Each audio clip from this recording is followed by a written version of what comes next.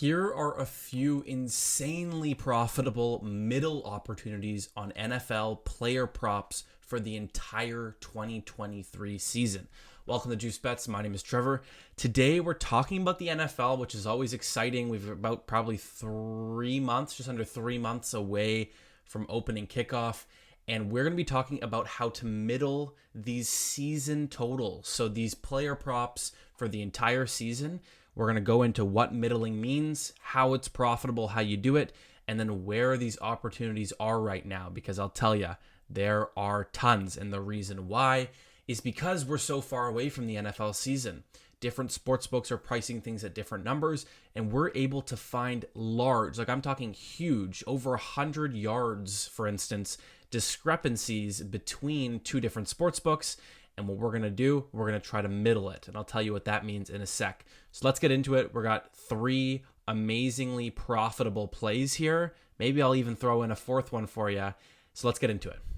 First things first, let's understand what a middle is in sports betting, okay? Because it is very similar to arbitrage, and a lot of people get these two mixed up. But the one difference between the two is that with arbitrage betting, you're taking one line. So whether it's 4.5 or 10.5 or whatever it may be, you're taking that one line and you're betting over and under on 2 different sports books, and you're locking in that small percentage profit, right? But with middling, unlike arbitrage, there are actually 2 numbers that you're taking. So let's just read through this article to understand. Betting strategy, you place wagers on both sides at the same bet at different lines. This is the kicker here. At different lines, and you're attempting to win both, but you're at least ensuring that you're going to win one of them. And so oftentimes this opportunity arises when the original bet has been placed on a number and the number has moved differently so you can place it again. For instance, you take the over 5.5 on something, and then 3 days later, that line has moved to 6.5. So now you can take the under 6.5. And if it lands on 6, you win both of your bets. So here's a good example here. You have the Saints at -3.5 against the Bucks, but later in the week, the line has moved to 4.5. You can take the Bucks then at +4.5. So you guarantee that you win at least one of them, and you have the chance to win both if the Saints win by exactly 4 points, right? So you have that big upside opportunity and very, very small downside, right? Because the Saints win by more than 4 points, you barely lose any. You lose a little bit, just a little bit of juice there. Same thing with the Saints winning by fewer than 4, but if they win by exactly 4, you're up 1.82 units. So that's what a middle opportunity is. It's where you have that upside to hit the middle, right? You take 2 sides and you're able to hit the middle. So NFL futures, NFL season player props totals is a super cool opportunity because this is really far out, right? We're over 2 months, just under 3 months away from the season. And these lines for this season have been released on a bunch of different sports books. Not all of them, but some of them. And with these lines, we see massive discrepancies. So let's talk about futures and season win totals before we get into the actual picks. So there are various numbers of future bets you can take, right? I've made an NFL futures video already on this channel. Check that out. We go into a bunch of different bets on there, but those are future bets that are, AFC, like conference winners, Super Bowl winners, MVPs, that kind of thing, where it's, pretty long odds, right? You're getting a lot of long odds there, and you're taking winners and that kind of thing. Whereas what we're looking at today are these types of bets on the season. How many touchdowns, passing yards, rushing yards, receiving yards, passing touchdowns, rushing touchdowns, receiving touchdowns. How many of a specific stat will this player get over the entire season? So I've done this before. I'm not sure if you guys have, so we can talk about a few things to keep in mind before we get into the picks. Number 1 is that your money's going to be tied up for the entire season, right? If you place a bet right now on PrizePicks, you take these 2 players and you place this bet, this money will be locked up until February. right? It's going to be locked up until the end of the season. So that is something to keep in mind. And this is one of the reasons why I've always been a little iffy on taking futures in general, especially ones that have shorter odds, right? If I'm taking a future that is 20-1, I'm okay locking my money up for that upside. But with these specific plays, locking my money up for a long period of time for a short payout isn't always the best idea. But value is value, and plus EV betting is finding value. And so if you find value on something, you have to understand the opportunity cost of your money being locked up for 8 months versus using that money and betting it every day. And, I can't give you the right answer. That is totally up to you to make that decision. There isn't a right answer in this, right? People have different opinions. So that's one thing to keep in mind, is that your money's going to be locked up for a long period of time. The second thing to keep in mind is taking the over, right? Taking the over on these totals can be a little bit sketchy at times, right? I mean, again, you could argue that it's baked into the numbers, but if you think about it, injuries, right?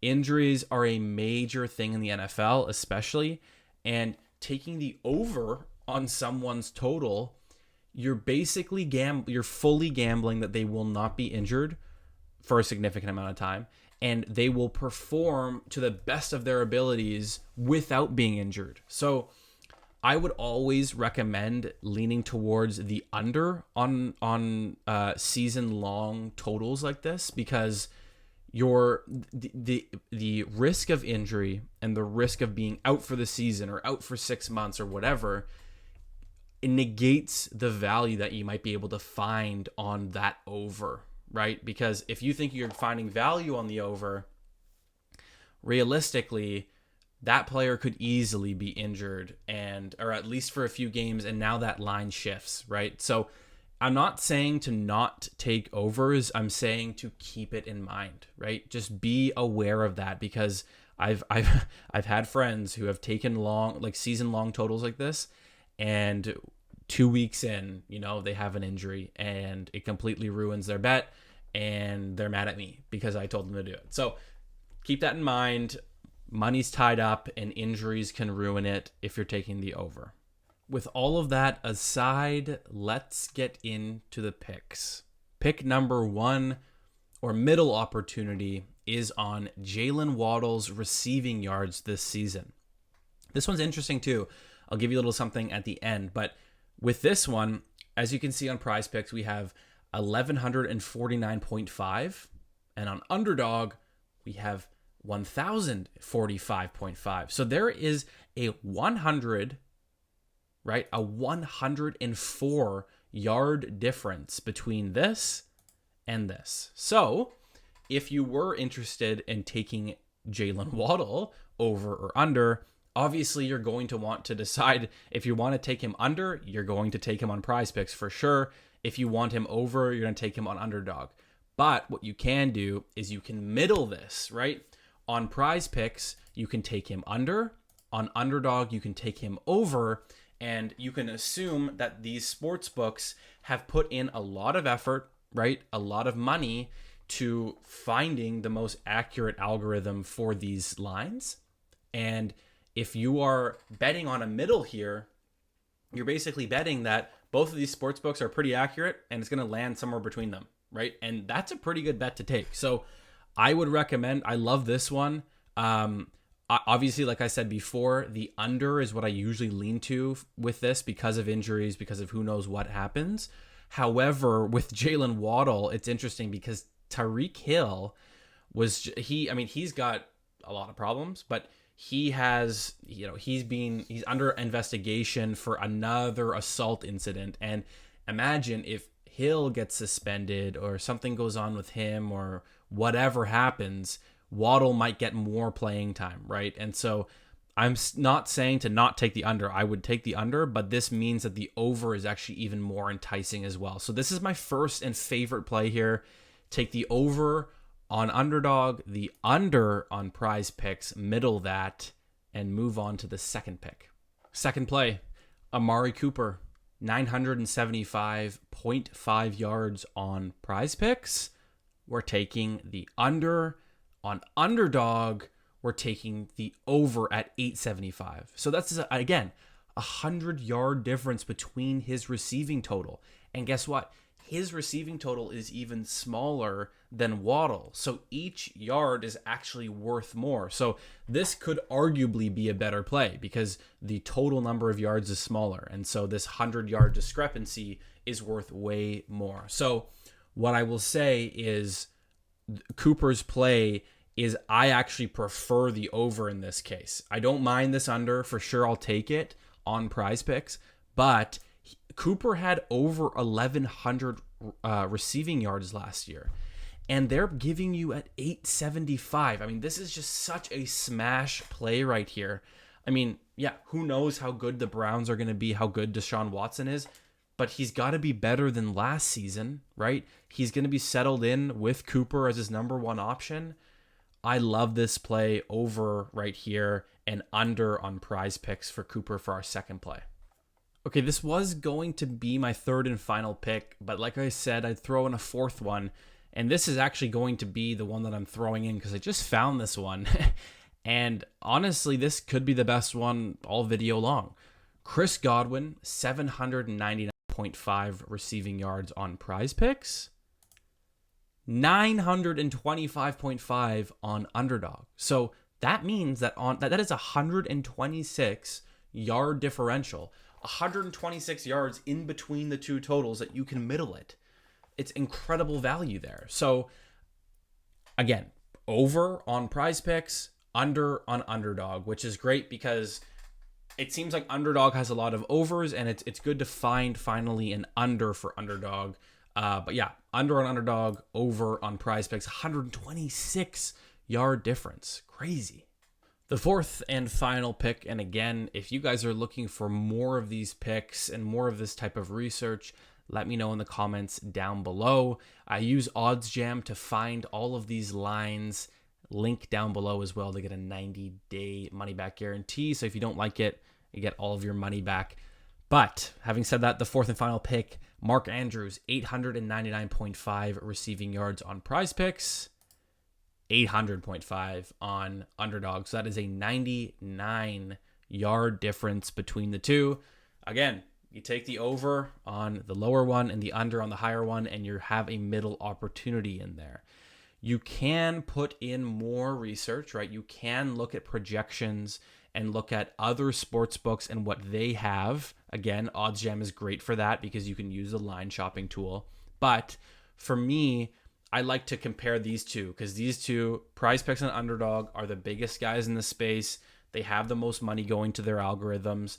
They are new, but they definitely, you know, as you can see, they have different opinions on some things, right? They're pricing things differently, and so if we have 100-yard difference in between, that is a big enough gap where I feel confident with basically blindly taking the over or the under, depending on who's higher or lower.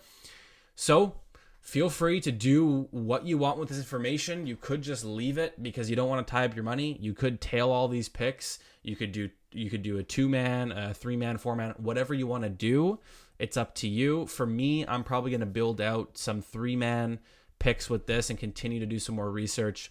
Hopefully have a follow-up video with some more picks coming soon. But for today, that's it. Hopefully you guys enjoyed this video. Subscribe for more awesome videos like this, and we'll see you guys next time.